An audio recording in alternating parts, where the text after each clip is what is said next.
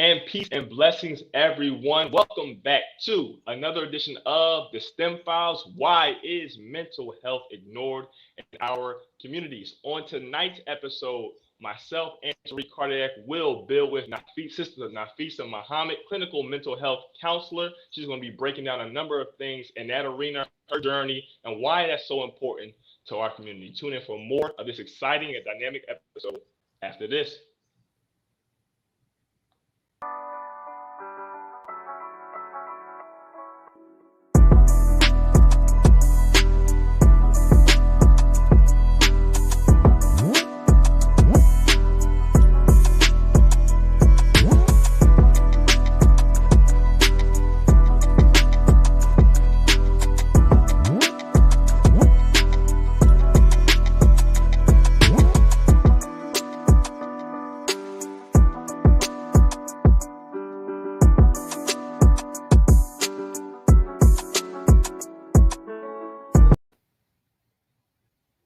All praises due to Allah. Family, again, peace, love, and blessings. Welcome back. This is the STEM Files, the voice of STEM talent in Black culture. We are live every Thursday and Saturday at 8 p.m. Eastern Standard Time.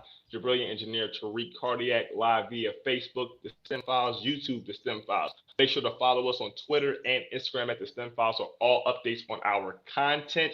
I am your very humble co-host, Jabril Muhammad, aka Jabril engineer. I am a civilian mechanical engineer focusing on naval ship fluid systems with a background in material science and engineering. I am he will be here, joined by my illustrious co-host, Tariq Muhammad, aka Tariq Cardiac, a biomedical research scientist with a background in biomedical pathobiology, which is the study of how diseases form in the heart and other blood vessels. Family, like we always say, we could talk all day, right? The show is not about us as the host, it's about who we bring on to give you that extreme level of value in their area of expertise. So without further ado, I want to introduce to some and present to all our sister, right? Not only our Black sister, but our sister in faith, Sister Nafisah Muhammad. Assalamu alaikum, Queen. How are you?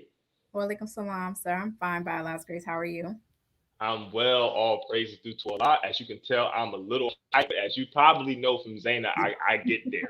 I kind of do that. So, Queen, why don't you open up for us? Just tell us a little about yourself, your background, and we'll get right into this nitty gritty. Peace, family. My name is Sister Nafisah Muhammad. I'm originally from Newark, New Jersey, Muhammad's Mosque number 25. Currently at Muhammad's Mosque number 6 in Baltimore, Maryland. I again was born and raised in New Jersey, so I went to get my bachelor's from Kane University in psychology with a minor in American Sign Language. From there, I took about a semester off and then came to Baltimore and just recently graduated with my master's in clinical mental health counseling. In that program, we have to do our internship, which I did here in Baltimore at a place called the Heart's Nest. And I was allowed the opportunity to get certified in mind body medicine and run groups. I was able to create my own groups, which I loved. So, myself, along with another intern, we created Black Blossoms, which was a healing group for Black women who suffer from some kind of trauma. I then went on to create two more groups that I ran. One was Majestic Muslimas, which was a healing group for Muslim women. And the last group I ran was called Melanin Minds, which was a healing group for the Black community as a whole. So I'm definitely very passionate about mental health, of course, obviously, particularly in the Black community, because there's a lot of stigma and there's a lot of trauma in our community. So that is some of the work that I've done over the past year. So I'm very grateful, very honored to be here and looking forward to the rest of the evening. All praises due to Allah. Family, as you can see, NGT and GCC training is on Front Street tonight. Okay, all praises to Allah. I'm excited because not that this is a happy topic, right? But this is a very important topic for our community, right? You for a number of reasons, we are going through things in America. One of the things I actually wanted to go live about earlier was how some people may not think that this show may benefit them. Well, I don't have a diagnosis or I don't have this, that, and the third. But no, we've just gone through this year plus pandemic. People have been sheltering in place. So that affects your psyche, your mental state, which people, depending on who you ask, is a cause or effect of why you may not hit certain goals, why you maybe hit a certain wall in life. So just talk to us a bit more. Like, what is clinical mental health counseling, and how have you been able to really leverage that background to be successful in these groups that you have started? So essentially, what we're looking at is, um, the mental state, not even just the mental state, but the psychological, the emotional state of us as a people. And when I say that, I'm not even specifically talking about Black people, but you'll hear me reference that a lot because I work with Black people, Right, or people of color. But we're really just looking at our mindset, our behaviors, and how that affects our everyday living. So you mentioned, the point that people may not find that this is useful because they don't have a specific diagnosis or a specific disorder. Something is categorized as a disorder once it impacts your activities of daily living. So whether that's in an occupational standpoint, a social standpoint, once it starts to impair your ability to live your life, then it's diagnosed as a disorder. But you can still have, for example, bouts of depression without being diagnosed with clinical right, depression. You can have bouts of anxiety without being diagnosed with general generalized anxiety disorder. So even if it's not a disorder that we have as a people, we still have bouts of depression, bouts of anxiety. So I do hope that this is helpful for everyone, whether you have an actual diagnosis or not. But in my educational training, of course, they prepared me to do this kind of work, but it was really my experience and my training with the Center for Mind Body Medicine in DC that kind of helped me in the role that I want to fulfill. Because as a therapist, you learn all these different theories and these different techniques and tools to help people, but it's also taught that majority of the or the client's ability to actually produce change, majority of that depends on the relationship that you build with the client or with the individual rather. So I'm very much myself. I very much show up as myself in sessions. I am very transparent about things that I've been through if it'll help the person that I'm speaking to. But it was that experience that I think helped shape me into the role that I went on to take as, a group facilitator. So of course the training, of course the education, but just knowing that I can be myself, especially when working with Black people, right? Because we're already, not trusting in some cases. No one's Right. looking, or no one really wants to sit here and expose themselves to a complete stranger, right? So right. I have to first build that trust. And how am I going to build that trust if I'm not being myself, if I'm not being completely transparent with you? So it's really just a matter of fostering that relationship, building that relationship to the point where people then feel comfortable to say, hey, this is what's going on, or hey, this is what's happened. So I hope that answered the question. It was a little long winded there, but No, absolutely. I think you hit the nail on the head several times. The last thing you were talking about when you said establishing trust, and really being able to hear someone out and utilize that expertise to allow someone to be open with you. That's a science in of itself. That mhm. concept of not only communication, but leveling out with someone else so that they feel comfortable enough so you can get to that trauma. One of the things Right. that I think about, and I'm gonna turn it right over to Tariq, and you can build off of this if you want, bro. But Take it down, man. you talk about a people, right? Going now, we're going right to the teachings of the most honorable Elijah Muhammad. You talk about a people who, thought, a nigga ain't nothing, never was nothing, never was going to be Right. nothing, right? So, what the trauma involved in always seeing yourself as other than who you actually are, not having knowledge of yourself, your God, Mhm. your enemy of the time. Talk about trauma and how those destructive habits, destructive thought processes are imprinted and carried on generation after generation after generation. There's a reason why epigenetics is studied, right? The imprint on your actual DNA from a level of trauma, from a level Mhm. of verbal abuse, physical abuse. So when you really start to understand, there's a very the very unique and specific connection between this mental health piece and the sciences. So I just wanted to make that point, and thank you so much for what you shared. But yes, ma'am, go ahead. Absolutely. And it's a challenge because you're kind of speaking to some of the stigma because when you can't see it physically, people aren't inclined to believe that it's real. So if I sit here and say, hey, I'm depressed, depression isn't something that you can physically see or physically hold. So it's a little bit more challenging to believe, perhaps. Whereas if you broke your foot, I can see that your foot is broken. I can Right, see that right, you need physical help. But when it comes to mental health, it's that's where the stigma comes in because I can't see it. Are we faking it? But you just spoke to, the science of it. And that's what I've come to appreciate even in my program because we can't just sit here and counsel or do talk therapy with people. We have to back it up with research and with science to say that, hey, not only does this, prove that something's going on, but I have to prove that what I'm using, my interventions, my tools to help you are backed by science, backed by evidence. So a lot of the research that I've done, actually, especially in this last semester, was based on race-based trauma and just looking at what trauma can do to you on a biological level, looking at your brain. Even if you think about people who are left in solitary confinement, right? Research has shown Mm, that their neurons aren't firing like they should be or would be if they were, socializing with other people. So in that same right, way, if I'm going through some kind of traumatic experience, whether it's a racial traumatic experience, whether it's childhood trauma, it's literally changing the makeup of my brain and how my brain responds to certain things. And that's why you hear about engrams or triggers, because my brain has now rewired itself to be able teach. to cope with whatever trauma I've experienced, right? So if I'm in a household where domestic violence is the norm, my brain is automatically going to go to the basic instinct of survival.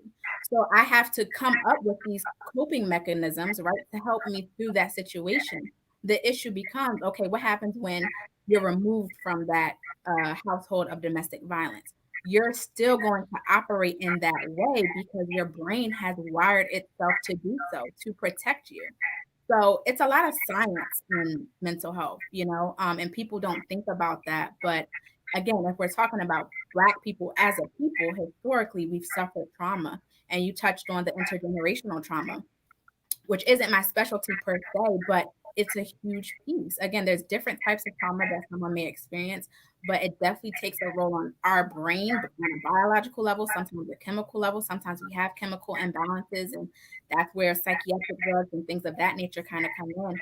But it's absolutely a science, maybe not a hard science like what you all have studied, but there's definitely research to show that it impacts us on a biological level. And so there are different theories about how to go about dealing with traumatic instances. Um, but I would absolutely recommend therapy because, again, as Black people, we don't exactly talk about these things, right? No one wants to talk about something bad that's happened to them when they were young. Nobody wants to talk about the fact that they fear going outside every day because they might be gunned down by a police officer or whatever the case is. So part of the issue is just talking about it. And so that's why I'm always, I feel a sense of duty or obligation to have these discussions because if no one's talking about it, then unfortunately we can't move forward, we can't heal, we can't grow. So I feel like that's my primary role is just getting people to talk about it. Absolutely. I want to do a quick shout out, and you gonna go right ahead, brother Shariq. But take your time, bro. Cerise Holman, I wanted to just to give a shout out to you. You are dropping so much in the comments right now. We definitely want to acknowledge you for that. Thank you so much for being on this platform and giving what you've been given because those are some of the things we want to think about when it's like not wanting or needing a psychiatrist and not trusting this system and having that police presence in these communities and enforcing into these different clinics and everything. That's very real. Definitely shout out Walaikum Salam, Sister Khadija of Deja Bakes in the house. Praise Hey, be to Allah. Brother Anthony X of Muhammad Mas, number 35 in Delaware in the building. Praise be to Allah. So we here. Praise be to Allah. So go ahead, Tariq. Let's keep it moving. Mhm. Awesome, awesome. Well, first and foremost, I apologize for my tardiness. I know whenever my brother's on, he's going to hold it down and keep it on lock. But I wanted to talk about the origin of mental illness. Mm. So, I know you said you don't really focus on generational mental illness, but just using your understanding of the teachings of the Honorable Elijah Muhammad, and then also your understanding of the science of mental illness, where do you think, and can you pinpoint the origin of when mental illness began, and why is it important to understand the origins of mental illness? Ooh. I don't know if I can answer that question to the T, but again, I'm always going to bring it back to us as a people. If you look at us from a historical standpoint, once being in positions of power and rulership and then taken from our homeland, having everything stripped from us, our culture, our language, our religion, our God, everything. And even if you look at something like the Willie Lynch letter and how, we were broken down, that's bound to cause some kind of trauma, right? Now, as a people, we've been very resilient in how we've dealt with it. Black people are absolutely, and other, Facts. indigenous people, absolutely, a resilient people. But after a while, it starts to take a toll on you. So I don't know that I can pinpoint exactly where it stemmed from for us, but I would have to, take it back to at least slavery, and being taken from ourselves without having the knowledge and just what that does to you. And we can see Right. the conditions of our people today. It's not what we once were. And so I'm forever grateful for the teachings for, helping to bring us back to what we're supposed to be. Um, but yeah, I don't know that I can exactly answer that No, question. you definitely answered this. It's right along the terms of right along the lines of slavery. We're talking about even when Yakub was grafting this made man we Hmm. call devil, in that 600-year process. I'm sure a lot of mental illnesses were being developed purely because of the process. So Right. um, I want to talk about just your journey. What was it about mental health that got you to this point? Was it something in your family? Was it something personally that you experienced, or was it just a science that you were like, okay, this is something I can see myself making a difference in? Great question. So originally in undergrad, I majored in psychology. The plan was to go for occupational therapy. That was my goal at the time, probably like freshman year. But my brother was diagnosed with a mental illness when I was about 13 or so. Um, Now, whether or not it was accurate isn't the point. But he was going through something, right? At the end of the day, he was going through something, and my family initially we didn't have much experience with mental health. We didn't know what that looked like, what that meant, and as we slowly began seeking out resources, my parents came into contact with the Mental Health Association of New Jersey in Union County, and we started doing a lot of volunteer work, raising awareness, doing mental health walks. And that was just something that I just did. I didn't think much of it at the time. Um, but as you go through the experience of having a family member who was struggling, I'm not even going to say Right. diagnosed with illness, just someone who is struggling and seeing the trials that they go through and seeing that unfortunately, Black people do not have the same access to resources that our white counterparts have. And so seeing the just that struggle alone, seeing the way people started to treat him differently, so-called friends, even some family who, thought they knew but didn't really know. You don't really know until you're in the situation. Um, I just became an advocate. I think that's how I started out as an advocate for mental health. And I was working at Chick-fil-A in undergrad and, did a little fundraiser through Chick-fil-A and Okay. raised Okay, funds okay. um, and just did that, that advocacy work. And somehow, and I think it was Allah, who, put me on this path. Um, I decided not to do occupational therapy anymore. I knew that and I have to back up a little bit because I was also, as I was working for Chick-fil-A, I was also working as an academic advisor in undergrad. Um, Okay. and as I'm helping students, that was another huge piece for me because as I'm helping students pick out classes, there was so much more going on with them, right? They take the Right. test, and then I remember, I'll never forget, I had a student who just broke down crying after I told him he passed like the math portion of the exam. And so myself and my coworker, we kind of took him out the room like, hey, what's going on? And all he could say was how he didn't think he was going to pass because everybody, including his own mother, told him that he was never going to be anything, that he was never going to make it to the. Wow. Wow. So seeing that there was so much more going on with students, and I was co-teaching the freshman seminar class, and every time I had to meet with a student, it was never just the academics. It was always something else. This person has to support their family because they have a single mother who's struggling to pay bills, or this person had one student who was shot in the leg. Just seeing all this extra stuff, and I wasn't able to help them in that way because I wasn't trained to do so. I could give what little pieces of advice I thought were right or refer them to the counseling center, but I felt the urge to do more. So that as well pushed me. I'm like, again, my background is in higher education. I'm still an academic advisor to this day, but the goal was always counseling because I saw a need for it essentially, and a need specifically with Black people because again, my white friends, they had the therapist was normal. The therapist saw the whole family for some people, but for us, it was just that's not a norm because again, the Mm. stigma, right? If you're seeing a Right. Right. therapist, you're crazy, quote unquote.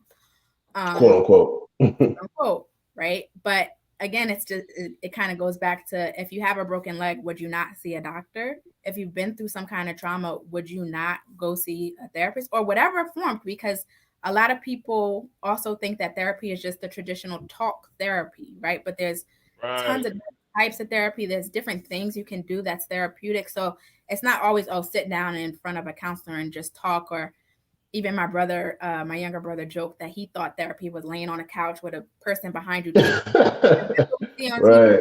right? So, yeah. So my working, sorry, I'm kind of a little bit all over the place, but my working higher No, no, you're good. You're good. also drew me to this, and then yes, I've been transparent about my bouts of anxiety, um, and have seen a therapist myself after having gone through some physical trauma, and again, now I'm on the other side of it, right? So I get to see even more what it's like to go to a therapist, to lay it all out, to be vulnerable in that way. And so I think that that has also helped me because now I'm even more understanding, even more empathetic, and even more proud of people who come to me, who make that first step, because you have to have a lot of courage, right? Nobody wants to be in that uncomfortable position of being completely Right. vulnerable. So now I have a new level of understanding, a new level of respect for people who come to me. And I'm even more humbled that they trust me enough to come to me and talk to me about what's going on. But I think I had to go through that to see what it's like to be on the other side of the table. You know what I mean? So there's been a lot of things that have kind of guided me this way. And I think I honestly truly believe that was all a lot. Every single part of it has brought me to where I am today and has obviously made me very passionate about this. This is dope. I love this. This is amazing. We are 23 minutes in. I still can't believe we've been on that long. But you mentioned some very powerful things. You talked about the young man who was overcome with emotion because of his success in his math class. Mhm. And then you also talked about your experience with anxiety. Can you pinpoint or give us an example of how you used your curriculum or your education to help you combat anything that you were dealing with personally? Can you give us more specific examples, or is it just kind of, you know, the the the science itself was just there? It was just something that you used to kind of break free from your anxiety. Oh, so I'm not broken free from my anxiety. I have anxiety Yes, right now sir. on this show, but That's good anxiety, though. That's right, good. yeah, anxiety is normal. But Right, you have an excessive amount of anxiety to the point where it becomes full blown panic attacks, right? Then it becomes a problem. And right, so I think I use a combination of things. Absolutely the teachings. And I use that a lot, especially in my groups with Muslim women, because it says in the Holy Quran, right, that, you know, after difficulty comes ease. And it says, so when you are free from anxiety, it says anxiety in the Holy Quran. When you are free from anxiety, work hard and make thy Lord thy exclusive object. So I use that in, even when we say our refuge prayer, right? The first That's thing we right. say is, I seek refuge from what? Anxiety and Anxiety and grief. why That's was that right. the first two things listed? Because Come Allah on with it. knows what we're going through, right? So I use that in my group all the time, especially with Muslim women, because, and that's another thing. And I kind of go in and out of different topics, but that's another thing, right? That No, it's all connected. So keep going. that I could sprinkle some holy water on you and you're saved, or whatever the case, or I could just pray it away. But Allah is telling us, or God, whoever you believe in, is telling us that he understands that we're going to go through some anxiety, right? But like you just mentioned, a little bit of anxiety is natural. That's good. That's kind of helps us to be fuel to keep going. But when anxiety is prolonged, or when you sit in anxiety for too long, it can become a panic attack. When you sit in grief for too long, it can become depression. That's right. I That's absolutely right. use the teachings for one. And I can't even say, um, and again, I'm trying to be honest. I can't say this sounds bad, but I can't say that I use my education too much to help. It was more so my training in mind body medicine, because in that we do a lot of meditation. In that we do a lot of exploration of the family. And I've done that. I've sat down with my family, the women in my family, and they can attest. We've sat down in circles and kind of tried to pinpoint things that we notice, patterns in our families, because that's a lot of what we learn as well. Our behaviors are a lot of times learned from the environment that we're in. So looking to see, okay, is it just me who has anxiety, or do other people in my family have anxiety? And looking at it from that perspective, getting insight from them on how they handle it. So in mind body medicine, again, a lot of meditation, just taking the time, and it sounds simple, but taking the time to just breathe in through my nose, out through my mouth, and like just really try to be centered and remove all external stimuli and things of that nature. But it took a lot of exploration of myself and my family, I think, to also help with my anxiety. So I use a few different things, um, but absolutely the teachings, and I'll say my training through the center helped as well with just battling the anxiety. Excellent. Excellent. Wow. Jay. I'm seeing so many good comments in the comment section, and my mind is all over the place. It's something That's I why. feel like I got to take my time, so I'm gonna take my time with something. One of the things I wanted to address was, you were talking about the teachings, and you talked about it's really simple. And one of the things I want to unpack is, I think too often we think a seemingly complex issue, or something that we're going through that's giving us very significant pain, has to have a very complex answer. Mhm. Mhm. The teachings of the most honorable Elijah Muhammad are a simple yet profound formula for holistic and comprehensive success. And what we have to stop doing is trying to overcomplicate things. Whether we're talking about anxiety, we're talking about whatever these terms we want to use, a lot of times, if we get to the root of it, right, we're suffering from, a lack of desire, or a insufficient will, that leads us to doing X, Y, and Z. So you have building the will, one of the study guides, right? Mhm. Rising above emotion into the thinking of God, really sitting and trying to understand and really get to the root of, why am I feeling this way? How to eat to live. A lot of times, what we ingest very physically, what we ingest mentally, spiritually, has a very real effect on our psyche.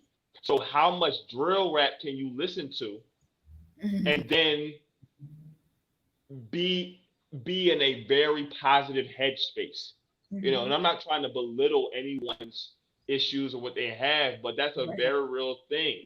The sonic aspect of things, and that the vibrations, all that is key. So I wanted to bring up something, because our sister Sharice was talking a lot about medication, Mhm. and her issues with medication, speaking from experience. And you know that concept. So from your experience, I'm assuming, well, from what you're saying is you're not utilizing medication. You're not going to, or you need to take X, Y, and Z. It's a lot of conversation and deep introspective and extrospective, if that's even a word, communication between the person to get to what it is that they need to kind of unpack for themselves. So, what is your thought process on medications as it pertains to dealing with mental illness, and how have you circumvented or kind of worked juxtaposed to that industry, if you will? Well, I'm not a psychiatrist. So as a counselor, Right. I don't even have the authority to prescribe someone medication. A Right. psychiatrist can do that. But I will say in my experience, I have seen it's like it's like there's pros and cons to medication, right? The cons is that unfortunately, I don't even want to say unfortunately, at the end of the day, everyone is different, right? We're going to respond to medication differently. So, unfortunately, when it comes to psychiatric drugs, it's almost trial and error.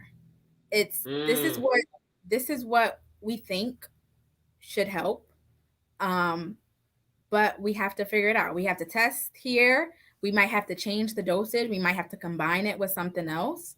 And so, unfortunately, it's a lot of trial and error. And I won't even say a lot. It can be a lot of trial and error, but there's definitely some trial and error going on there to see what exactly works best for you and your body and how your body responds to it. The con in that as well is if I start you on, let's say, Risperdal, and that doesn't work, it makes you violent, and now I have to take you off. Now you're also suffering with the side effects of that drug, especially if you're being, taken off of it so quickly. Sometimes you have to be weaned off of certain drugs as opposed to just immediately, stopping a drug, and that can have side effects. So there's some Hmm. struggle in that, absolutely.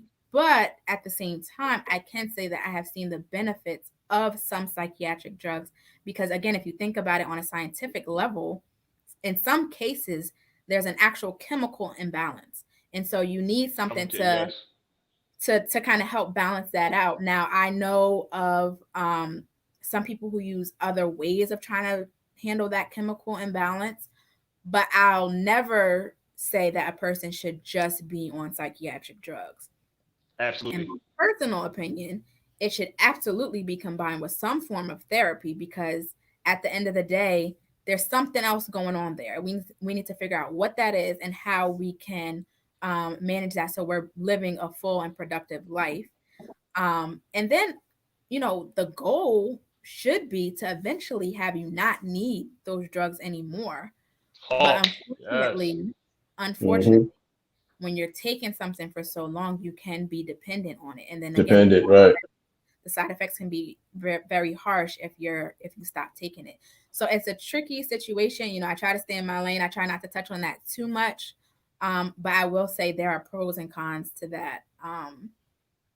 But it's heartbreaking because even today, like, just listen to the TV, you hear all these new medications, and then they list all the side effects of uncontrollable muscle spasm, might have suicidal thought, all this stuff. And Right. like, and I think I heard one today that was like you take it on top of your antidepressant medication, but it was just Right. all these side effects. And so it's like, who would even want to take something like that, right?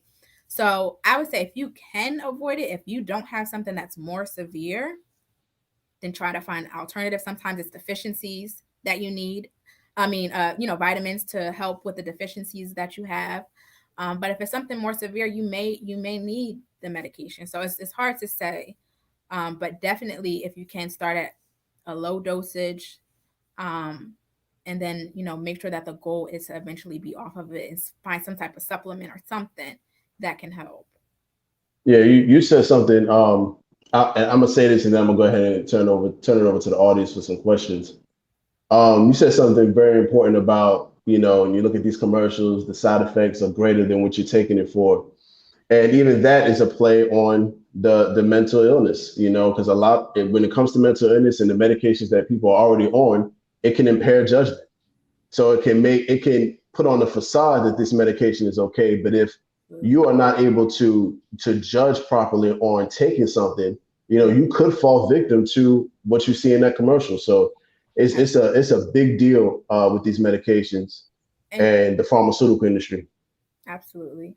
And, in the beginning, we were talking about, it being a pandemic that has driven so many people to seek out therapy because you're in a room alone with yourself and your thoughts, thoughts that you've probably been trying to avoid for years. And so Absolutely. mental health concerns are exacerbated now that we're in this pandemic. And unfortunately, and again, another reason why I speak out about it so much is because unfortunately, people are turning to, if not drugs for the first time, they're turning to more hardcore, more severe drugs. And they're turning to suicide. To be quite frank and blunt, people they're not sure how to cope. And so a lot of the ways that we cope is to kind of ignore or numb the issue. And so how am I going to numb it if I keep having these intrusive thoughts? I'm going to go out and drink. I'm going to go out and do, some drugs or whatever the case is. So it's a challenge. But it's also why, again, I'm just very passionate about speaking about this, because if I can, every time I do this, if I have at least one person, and I have at least one person reach out to me and say, hey, how do I find a therapist? That makes my whole day, because I've at least, think Allah reached one person to not take their life, to not, go down a path that may have serious repercussions. So the pandemic has just exacerbated it. People are on all kinds of pills and things like that. So if I could just say, if you need help, please just seek out help. Absolutely, absolutely. So we're gonna go right into the audience. We have a question from my beautiful wife, Kiera, Sister Kiera. She asked, what's the difference between the diagnosis of anxiety versus an isolated event of feeling overwhelmed? That's a great question. That is. So Beautiful question. a lot of the diagnoses, they have to first and foremost be for an extended period of time. So normally it's about 6 months. And I would have to actually pull out the DSM and see which one requires it to be at least 6 months. Some diagnoses require it to be at least a year that you've been experiencing these feelings. And it has to impair your ability to function. So an isolated feeling of anxiety and feeling overwhelmed, normally that passes. You might feel Right. it, even if it's an hour, eventually it passes. But if you have that intense feeling every day, and it's to the point where you can't socialize with other people, it's to the point where it's keeping you from your job, it's keeping you from interactions with your family, then it becomes a clinical diagnosis. Excellent, excellent. All right, so we have another question from the audience, I believe. Let's see, Jabril, do we have another question? I think we have a lot of comments and kudos. Yeah, a lot of yeah. So a lot of comments. All right, and kudos. cool. So just on that point, Manly. So I just must say, I feel like I'm in a therapy session right now. Yes, By the this feels good. and the best of meanings right now. Like I feel like as you're talking to us, we're having this conversation, things are coming up off of me. I feel like, man, I've been thinking about that, or like, what, that's been me lately. And it brought me to something, and this is related, I promise. All of us don't have to be therapists, licensed, have to go to school, but listen to your children. Because so many, there's so many people, really, honestly, they would be better off if they had someone that they could just talk to, period. Right. Too often people feel like someone's going to judge them, make fun of them, or think that they're making something up. So whether or not you know exactly what's going on, to sit and be an active listener and listen first, or seek first to understand, then to be understood, as in 7 habits of highly effective people, that's a big thing for people. And a lot of times you will find that people are able to work through things before getting to that quote unquote medication standpoint. And the last thing I'll say, some anecdotal evidence from myself. So I work in addition to being an engineer, I'm a math tutor. And I can go anywhere from early schooling through collegiate level.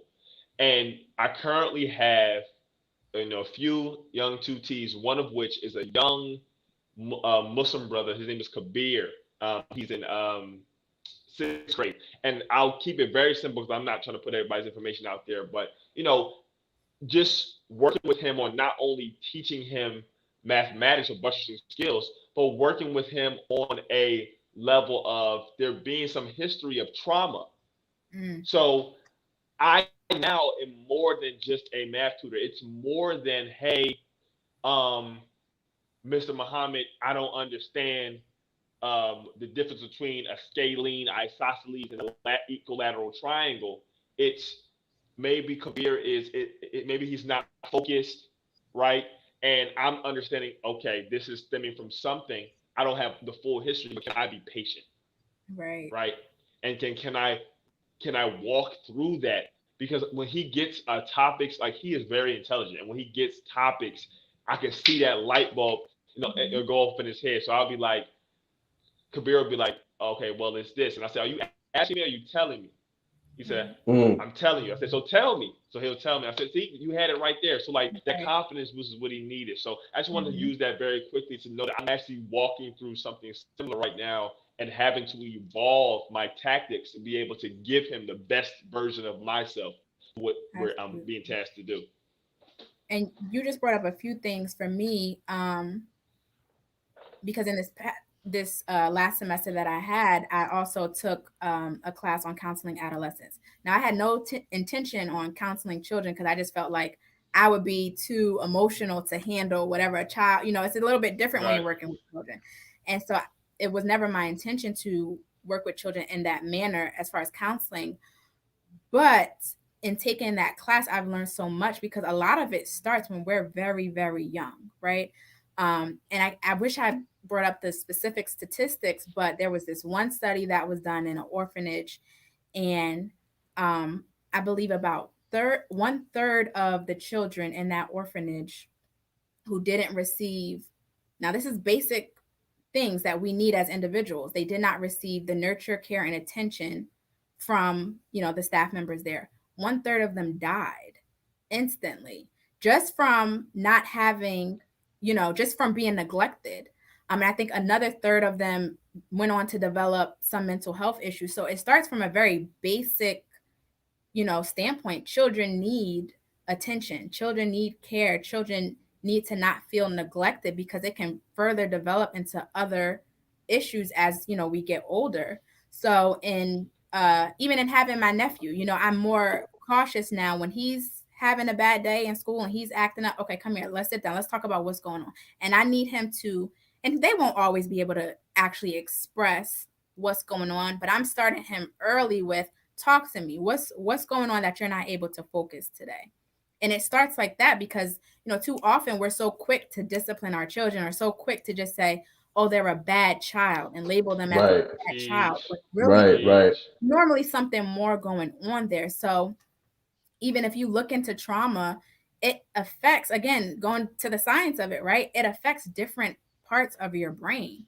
Something as simple as neglect can literally impact your brain, and it can impact the areas that are responsible for learning, for memory. So if you're wondering why a child is quote unquote a bad child or acting up, they don't even have the capacity to learn. And I'm not saying all of them, but sometimes they don't even have the capacity to learn because they're still trying to process whatever trauma in the home or wherever is going on. So it can be a challenge. And the other thing that you mentioned, you were saying, parents, please listen to your children. And I've mentioned this in a previous platform that sometimes we're so quick to label what it is without asking questions first. So if I see that my child is laying in bed for days and hasn't showered, my first instinct shouldn't be, oh, he's getting lazy, let me get him up.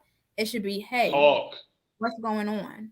Right. Because there's Right. a shift in behavior. So as a parent, and it's hard, and I can't judge parents who have done that because my mom always says, there's no rule book, there's no guidebook for being a parent, right? So we're kind of learning as we go. But the first thing shouldn't be this person is being lazy or this person is being dirty. It should be what is going on. And so that way, again, as you build the relationship, even with your own child, and you start to foster that relationship of trust, then they'll be able to go to you and say, hey, Ma, you know what? I was just feeling some anxiety. I couldn't get up. Like, and then we can kind of have that conversation and then see what needs to be done from there. So that's just two things that I wanted to stress, that, we can't be so quick to label what it is, or judge children who are quote unquote bad. We have to look at, one, their home environment, which may be causing them to act out. And two, we have to look at ourselves and how we interact with our children, or not even just children, our siblings, whoever, how we interact with people, how we treat people, because it can make or break, their situation and what they're dealing with. It can be the difference between them speaking up and getting help, or them shutting down and just continuing to try to hold it all in. Okay. So you said so much. So I got a bone to pick. I got a bone to pick for the audience, right? Bro, I feel like they're really listening to us. So as soon as we said, yeah, we just got some general comments and kudos, we got like 35 questions. Right. Because like, okay, so y'all, I see y'all engaged. Okay. Let's do this real quick. We gotta hit some of them, bro. Yeah, let's do this real quick. I want to play a video, and then we're gonna get right into it. So we're gonna save the questions like for the very end. I want to play a video from the Breakfast Club, and it's a clip I thought was very interesting about rapper Big Sean and what he's doing with his mother in this mental health program he has going on. So I wanted to get your thoughts on it.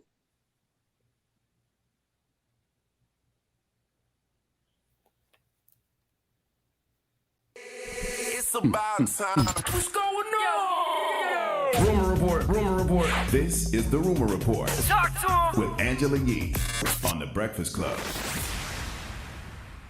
Well, Big Sean and his mother, Myra Anderson, have announced that they are doing a weekly video series dedicated to wellness, and that's for Mental Health Awareness Month. According to page 6, the episodes will be between 10 to 15 minutes each, and it will feature both of them discussing free or low-cost techniques that will help you attain and maintain emotional balance. So you can see that every Saturday throughout Mental Health Awareness Month on the Sean Anderson Foundation website and on his Instagram and on their Instagram page. I love it. The only way we're going to eradicate the stigma around mental health is to continue to tell our stories. So salute to my guy, Big Sean, and his mother. Dropping the clues bombs for Big Sean, damn it. So I'm a big fan of Big Sean. I like his music. And I thought this was very interesting to see him doing something. Well, first of all, I don't own the rights to that video, so just put that out there. So Breakfast Club, don't come at me. YouTube don't come after me with no copyright strikes, none of that like that. But I thought it was very interesting to see him doing something like this with his mother, and it shows just how important it really is in the Black community in regards to mental health. So, what are your thoughts on people that we quote unquote look up to or admire in some way, being examples for the Black community when it comes to mental health? Well, they're struggling just like us, and we're seeing it more and more. It's not just Big Sean. Right. So many people have come out about their mental health struggles. I think, I hope I'm saying her name correctly, Naomi Osaka just released something about the tennis player. Yeah. Taking some time off for her mental health. I think Ocho Cinco has opened up about his struggles, and so many Kid Cudi, just so many people are talking about it. Taraji P. Henson and her struggles with her father having a mental illness and her opening a foundation. It's just coming out more and more. And I love to see it, because I've even had someone say, I forgot which football player had opened up about struggling. I don't remember who it was, but a friend told me once he said he was struggling, that made him feel okay to say, okay, I'm struggling. So sometimes it just takes, again, that transparency of, hey, I'm dealing with this. And I don't put the pressure on celebrities specifically to talk about it, but I am grateful because it does help, the people who look up to them, and being able to realize that they're struggling with something also, because sometimes we can use that deceptive intelligence and tell ourselves that we're okay when we're not really okay. And sometimes we know we're not okay, but we don't know why we're not okay. And so just having people, again, talk about it opens up that door and just, allows people a little bit at a time to be more open and more comfortable with talking about what they're going through. So I love to see it.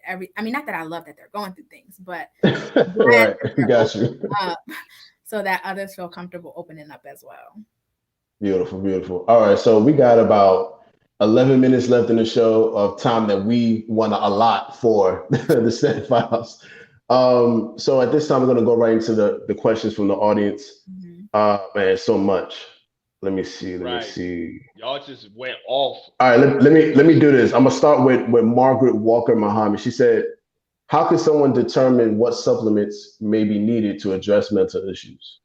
So that's not something you would be able to determine on your own. You would definitely need to see a professional. I believe Dr. Patina, who's well known in Jersey, has supplements that she's used in the past working with people with mental health concerns. In Baltimore, I believe Dr. Ishmael, he works with people talking about what supplements they may use. So normally you're going to like a more naturopathic doctor because not all psychiatrists would probably give you a natural supplement. Normally they're going to give you a psychiatric drug. So just trying to find some kind of naturopathic doctor and seeing what works for you. A common one that, or not even, this isn't a supplement, but just as an example, to combat anxiety, a lot of people will drink chamomile tea or something like that. But you have to, seek that out a little bit more than you would because they're quick to give you the psychiatric drug. But as far as supplements, you definitely want to see like perhaps a naturopathic doctor who may have more experience with what actually works and what it is that you need depending on what the situation is with you. Right. And I'm gonna say this, like I always say this on everything I'm talking about, and the shirt is coming out soon. Don't sleep on the Navy bean. That bean is a very powerful, tool that was given to us by God in person. So supplements are great, all that is great, but there's nothing more powerful than the Navy bean and one meal a day. So you find yourself feeling off, get right with that Navy bean, but like sis was saying, it's all good. All of it is good for you in the right amounts and used in a proper way, but always remember what we were given, so we gotta, diet is say that again. I'm sorry. I was saying diet is absolutely key. And that's what I love again about the model that I use, because we look at your eating habits and your nutrition. And my brothers, when they're off at college and they come home and finally get that bowl of bean soup, they don't know how to act because when you're growing up in the nation, it's like, oh my God, bean soup again. But they, you notice my body needed this. My body was calling for this. It'll tell you a difference. Big facts. It'll definitely tell you when you tripping, you need to get back on that diet. Jabril, what were you gonna say? I was just going to say something, and this is something not always thought about, but the Honorable Elijah Muhammad taught us that in many cases, work is the greatest cure for our ills. So we'd be surprised how in some cases a little elbow grease, being busy, not idle-minded, working in a garden, doing volunteer work, being productive really shifts the chemical balance in your brain to literally make you feel better.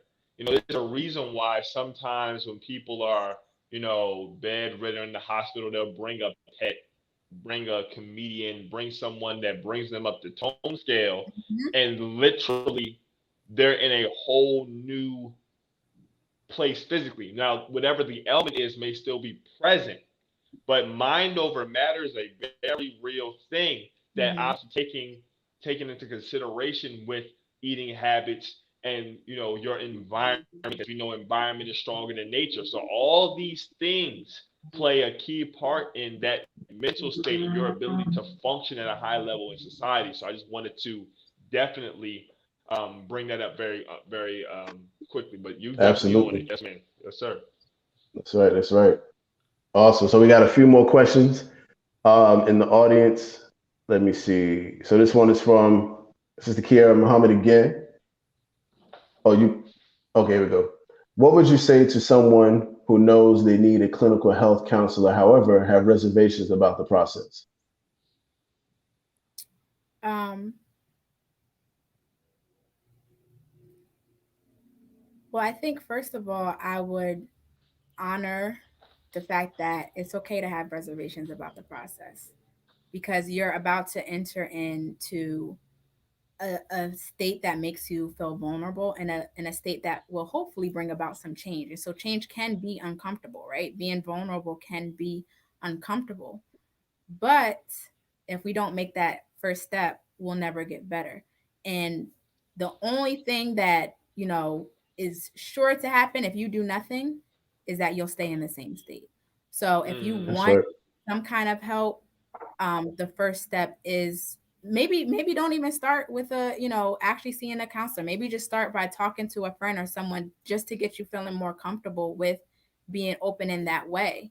But absolutely, it makes sense to have some reservations. I had some reservations, and I'm on the other side of that, right? And that just goes Right, right. how deeply rooted the stigma is. Because my first thought was, if I tell people I have anxiety, they're gonna think I'm crazy, and then I had to check myself, like, how am I gonna sit here and say, that I'm trying to reduce the stigma, and I won't even be transparent. So it makes sense to have some reservations. Nobody wants to be uncomfortable, but if you know you need the help, then hopefully you have some people around you who will help encourage you to take that first step. Mm. I wanted to ask you something real quick, and this is something I wanted to ask you in the beginning to kind of set off the show. Um, the title of the show is "Why is Mental Health Ignored in Our Communities?" Mm-hmm. What What are some methods that we can do as a people and our families to get rid of the madness of not taking whatever issues that they see in themselves or that they see in friends and family seriously to the point where it's addressed? Because a lot of us, we like to, like you said earlier, we like to give excuses for what we see. We don't want to acknowledge it. We don't want to seek help for it. But how do we eliminate the madness of just outright disregarding it to the point where somebody's dying or someone's hospitalized for something? Like, how do we just stop that initial response to something we don't understand? I think it just starts by talking about it. It's honestly, like, we can't do anything until we at first address what's going on. So even if the address is that, hey, we've been kind of ignoring it, right? And trying to have conversations to further develop that understanding. Again, having platforms like this, listening to other people talk about it. It really just starts with acknowledging, hey, we're ignoring this. So Right. someone either want to speak up, right? So it's like, how do we Right. address no one's addressing it?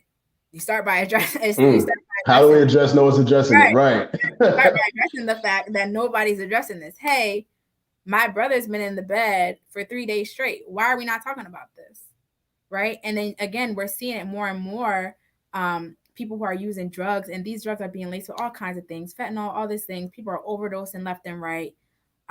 So before it comes to that, if we say that we want for our brother and sister what we want for ourselves, if we say that we love our people, we got to start inside the home. Mm-hmm. And that's, unfortunately, we give more people outside of our homes more grace than the people within our homes. There we go. Woo! There we go. There we go. To be about, helping our people, we have to start with ourselves and with the ones in our households. That's right. Hmm. My God, that has brought back Bro, so many conversations. right? Bro, like, I'm just, Man.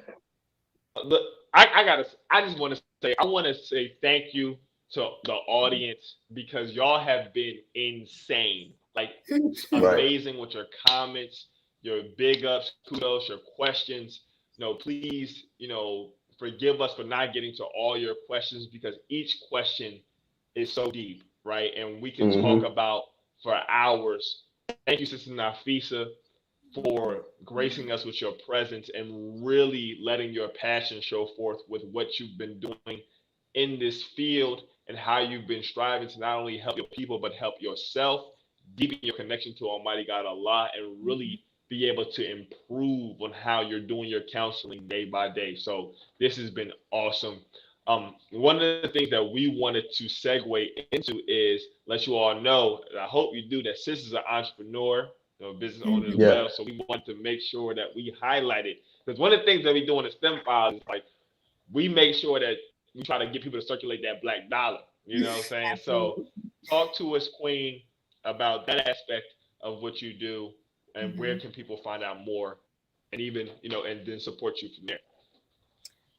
So really, I own a candle company, and that is really just an extension of my passion for mental health.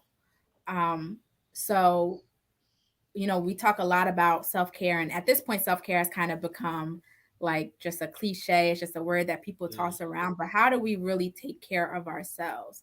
Now, there's different ways to do that. For some people, it's taking a walk. For some people, it's um, you know, relaxing, lighting a candle.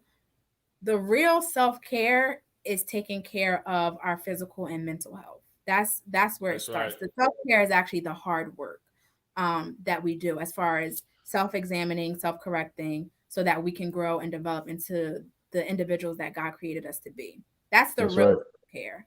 But on the other side of that, how do we treat ourselves? How do we talk to ourselves? So that's where I kind of introduced the candles as a way to help you in that process of self-care, in that process of self-love. So a lot of people like candles. It's definitely a way to relax.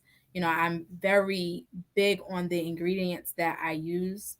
Um, so a lot of the major candle companies, they use things like paraffin wax, which is known to be cancer causing. So I'm very Right. particular because I can't sit here and tell you to practice self-care and I'm hurting you with the chemicals that I have in my candles, right? So I'm very specific about what I use, what scents I use, things like that, because the goal really is to just help engage and create that environment of self-care. So I do candles. That's the primary thing. I also just introduced the body line called Body Love, which is body wash and body butter as well. But just helping people to kind of take better care of themselves. So that's really the goal behind it. But it's called Fee Central. So my brother gave me the nickname Fee, which is what everybody started calling me, but he was the first one. And so I created the J Savage collection in his honor. J Savage was the name that he went by in college. And that's the Nice. time for men because men need self care too. Men need to open Yes, up we and, do. Yes, we do. So I, Lord. have the J Savage collection. Say Lord. Yes, absolutely. So Right. find right now I'm going through a relaunch, so I'll actually be doing a pop up event at Sister Shakana's Salam Ice Cream Parlor in Newark, New Jersey for Juneteenth, and that's where people will see the first get a little sneak peek of kind of what's to come before the relaunch. But the website is fecentrals.com. Also, and you can There you definitely have it. yeah, you can definitely get to that link in the description if you're watching it on YouTube, and in the caption if you're watching on Facebook. And Jabril, can you also let the people know where they can find more of the great STEM Files content? Listen, family. Again, this is the STEM Files, the voice of STEM talent in Black culture, where we highlight the best. I'm talking about the best and brightest in science, technology, engineering, mathematics. Follow us: Facebook, YouTube, Instagram, Twitter at the STEM Files across all. The brilliant engineer Tariq, cardiac family. We do this because we love it. We do this because it's needed. We do this because our people have been and are doing great work in science, technology, engineering, and mathematics, and it is up to us, in our opinion, to show it forth. Not only what we're doing as individuals, what we're doing as scientists and engineers, but what our people are doing juxtaposed to that as well. So, family, listen, this is your platform. We tell people this all the time. This is a networking session. We're trying Right. to It's not a connect. show. Right. This It's is a not a show. This is a show. networking session. This is a showcase. We are trying to get people to sell themselves and for all of you to get to know our guests very intimately and be able to chart your own path and connections and partnerships with them as well. So, like I said, we do this to extend that to it's for and by the culture. And with that, sis, is there anything you'd like to leave our audience with? And listen, hold on, before I even get there, I think I hear a part two in the works. I'm gonna need y'all drop the Black Yeah. Power Oh, it's fist definitely there, in bro. the You ain't comments gotta if you ask. want a part two. I need to see the Black Power fist in the comments if y'all want a part two. Because I'm already getting DMs about part two. So where they at though? And while that's Right. happening, sis, give us some last words as we close out. Yes, so I did just want to say, and really, I really want to emphasize this. Should you decide that something's going on and you'd like to seek out a mental health counselor, um, I really encourage people to do their research about who it is that they're going to see. Um, and know that if you have a bad experience with one, because not every therapist is built the same, not every therapist operates from the same theoretical orientation. You really want to see who it is that you're going to seek counsel from, because again, at the end of the day, you're building a relationship with this person. Um, so the same way that you shop around for a doctor, which doctor would be the right fit for you, is the same way you need to shop around for a mental health therapist. You shouldn't just take the first therapist you see. You really want to do the research and see, have the first session and see, is this somebody that I can feel comfortable with? A lot of people prefer to work with people who look like them, who understand, their struggles. And again, speaking about Black people and our struggles, but really just being patient with the process, knowing that healing, one, isn't going to come overnight, and it's not a linear process. You can feel great tomorrow Right.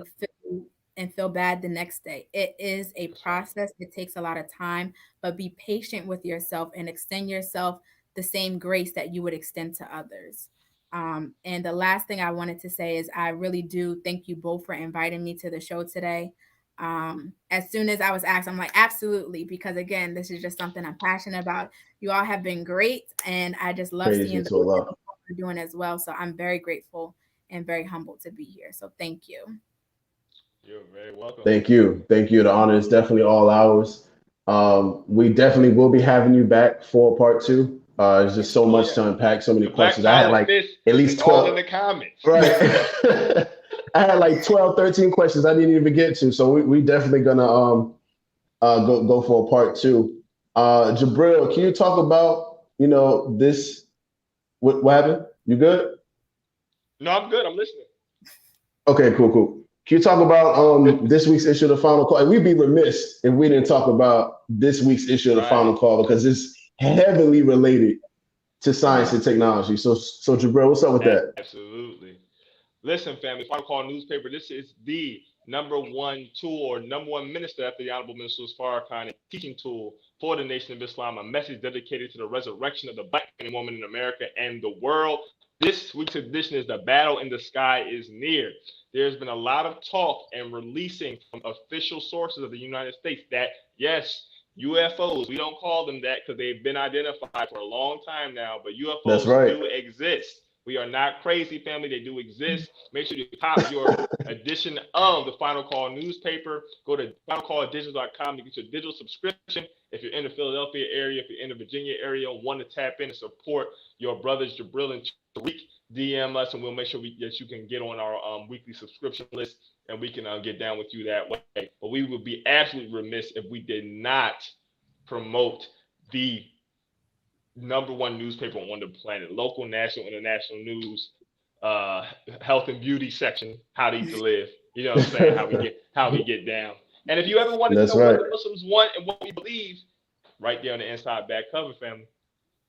Absolutely, absolutely. And for next week on the STEM Files, for this coming Thursday on June 10th at 8 p.m. Eastern Time, we have a special guest by the name of Raven Baxter, aka Raven the Science Maven. She's a molecular scientist and STEM social media influencer. She'll be talking about her issues that have come about due to the color of her skin in the work environment. And she'll also be talking about her brand, how to be an influencer in science and technology, and so much more. So tap in next Thursday, June 10th at 8 p.m. Eastern Standard Time.